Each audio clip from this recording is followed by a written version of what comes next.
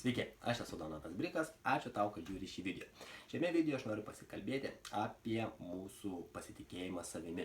Tai yra mūsų būsena, bet tai yra įgūdis, tą, kurį mes galime lavinti, ugdyti.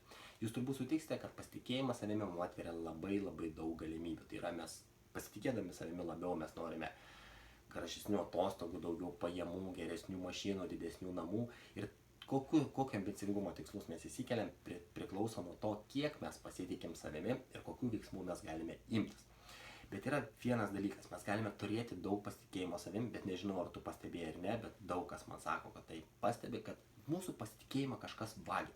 Tai yra, vagia kiti žmonės, jie mus kritikuoja, sako, kad mes neverti kažko ir taip toliau.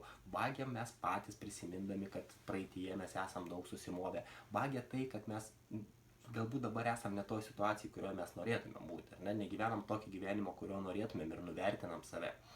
Vagia tai, kad mes bandom atlikti dalykus, kurių iš tikrųjų net negalime atlikti, pavyzdžiui, pakeisti orą ar dar kažką. Va, tai aš padariau 3 nemokamas video pamokėlės, kurios yra trumpos, jos ten yra maždaug apie 2 minutės ir šiek tiek daugiau, kur yra konkrečios užduotėlės, kaip tu gali susidoroti ir nugalėti pasitikėjimo savimi vagis.